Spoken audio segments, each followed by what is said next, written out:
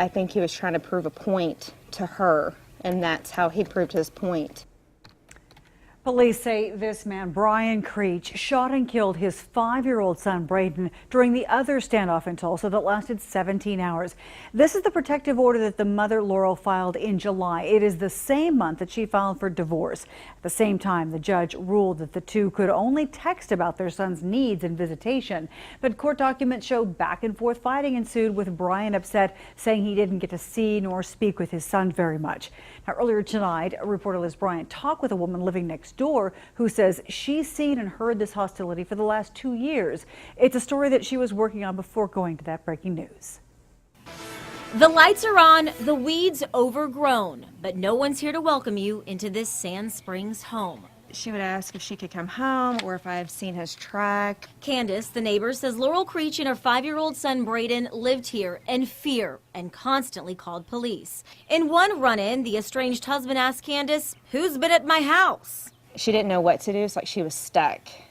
Like either way she went, she couldn't win. Laurel filed this protective order last July, writing, "On their anniversary, Brian wouldn't let me leave our bedroom. He's placed a gun between us, taken my cell phone and car keys away, and threatened to, quote, make my life a living hell if I filed for divorce." The next day, she filed. An innocent child who didn't understand what was going on. As for Candace, she says this family came from Tennessee and doesn't have anyone here. Police say the mom is now in the hospital after a meltdown. I couldn't imagine. I couldn't come back home. Yeah, there's no way I could come back home. Especially with it being your only child. Now, apparently the mother was not there when police say Brian trapped himself and their son inside the apartment. In the protective order, she wrote that he's been in anger management before and their son was afraid of him. Going in depth now, 2 News contacted a lawyer about protective orders. She told us they can help protect you, though it really depends on whether the person you want to stay away will follow the rules.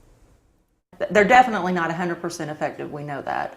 But I think that people who do have a valid court order in place probably suffer less re-abuse than those who don't. If you need help, the Divis Crisis Line is always available to offer help and advice. Call 918-743-5763.